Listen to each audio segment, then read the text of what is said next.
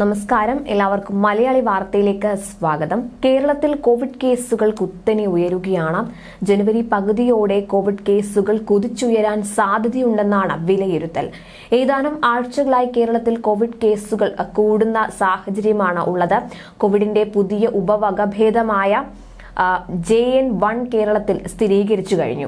വിദേശത്ത് നിന്നെത്തുന്നവർ പൊതുവെ കൂടുതലുള്ള കേരളത്തിൽ ജാഗ്രത പുലർത്താൻ കേന്ദ്ര ആരോഗ്യ മന്ത്രാലയം നിർദ്ദേശം നൽകിയതായി അറിയിച്ചിട്ടുണ്ട്. സംസ്ഥാനത്ത് കഴിഞ്ഞ ദിവസം ഒരു മരണം കൂടി റിപ്പോർട്ട് ചെയ്തതോടെ കോവിഡ് ആരംഭിച്ചതിനു ശേഷം രോഗം ബാധിച്ച് മരിച്ചവരുടെ എണ്ണം 72,060 ആയിട്ടുണ്ട്.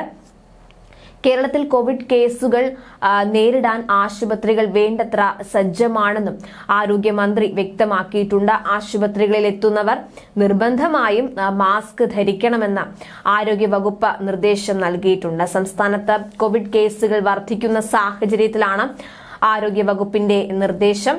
സംസ്ഥാനത്ത് രോഗബാധിതരുടെ എണ്ണം വർദ്ധിച്ചതോടെ അതിർത്തി മേഖലകളിൽ നിയന്ത്രണം ശക്തമാക്കിയിരിക്കുകയാണ് കർണാടക. രോഗലക്ഷണങ്ങൾ ഉള്ളവർക്ക് സംസ്ഥാനത്തേക്ക് പ്രവേശനം അനുവദിക്കുകയില്ല. കേരള കർണാടക അതിർത്തികളിൽ പരിശോധന നടത്തുന്നതിന് ആവശ്യമായ സജ്ജീകരണങ്ങൾ കർണാടക ഒരുക്കിയിട്ടുണ്ട്. ആശങ്ക ഒഴിയുന്നതുവരെ അതിർത്തി പ്രദേശങ്ങളിൽ ഇത്തരത്തിൽ പരിശോധന ഉണ്ടായിരിക്കുമെന്ന് കർണാടക ആരോഗ്യ വകുപ്പ് അറിയിച്ചിട്ടുണ്ട്. ബസ് യാത്രക്കാർ ഉൾപ്പെടെയുള്ളവരെ പരിശോധിക്കുന്നതാണ്. 24 മണിക്കൂറും പരിശോധന ഉറപ്പുവരുത്തുന്നതിനായി പ്രത്യേക ഉദ്യോഗസ്ഥരെ അതിർത്തിയിൽ വിന്യസിച്ചിട്ടുണ്ട്. കർണാടകയിൽ വരും ദിവസങ്ങളിൽ കോവിഡ് ടെസ്റ്റിന്റെ എണ്ണം കൂട്ടുന്നതാണ്. അതേസമയം മുതിർന്ന പൗരന്മാർ നിർബന്ധമായും മാസ്ക് ധരിക്കേണ്ടതാണ്. ഇത് സംബന്ധിച്ച മാർഗനിർദ്ദേശങ്ങൾ ഇതിനോടകം തന്നെ ആരോഗ്യ വകുപ്പ് പുറത്തിറക്കിയിട്ടുണ്ട്. കർണാടകയിൽ 1-ാം തീയതി മുതൽ സ്കൂളുകളിൽ നിയന്ത്രണങ്ങൾ ഏർപ്പെടുത്താനുമാണ് തീരുമാനം. വിദ്യാർത്ഥികളും അധ്യാപകരും നിർബന്ധമായും മാസ്ക് ധരിക്കണം. അസംബ്ലികളിലും അതുപോലെ യോഗങ്ങളിലും സാമൂഹിക അകലം പാലിക്കണം. ക്ലാസ് മുറിയിൽ വിദ്യാർത്ഥികൾ അകലം പാലിച്ചിരിക്കണം. സ്കൂളുകളിൽ സാനിറ്റൈസേഷൻ സംവിധാനം ഒരുക്കണം തുടങ്ങിയ നിർദ്ദേശങ്ങളാണ് ആരോഗ്യവകുപ്പ് നൽകിയിട്ടുള്ളത്.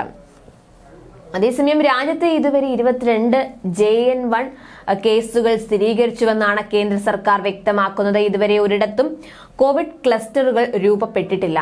JN1 രോഗികൾക്ക് നേരിയ ലക്ഷണങ്ങൾ മാത്രമാണ് ഉള്ളത്. ചില സംസ്ഥാനങ്ങളിൽ കോവിഡ് രോഗികളുടെ എണ്ണം ഉയരുന്ന സാഹചര്യത്തിൽ പോസിറ്റീവ് ആകുന്ന സാമ്പിളുകൾ ജനിതക ശ്രേണീകരണത്തിന് അയക്കണമെന്ന് കേന്ദ്ര സർക്കാർ നിർദ്ദേശിച്ചിട്ടുണ്ട്. 2023 സെപ്റ്റംബറിൽ അമേരിക്കയിലാണ് ആദ്യമായി കോവിഡിന്റെ ഈ പുതിയ ഉപവകഭേദമായ JN1 കണ്ടെത്തിയത്. അമേരിക്ക അടക്കമുള്ള 11 രാജ്യങ്ങളിൽ ഈ വകഭേദം ഇതിനോടകം റിപ്പോർട്ട് ചെയ്തിട്ടുമുണ്ട്. നേരിയ രോഗലക്ഷണങ്ങളും കാര്യമായ ആരോഗ്യ പ്രശ്നങ്ങളും ഇല്ലാത്തതിനാൽ പലരും ഇതിന് ചികിത്സ തേടാറില്ല.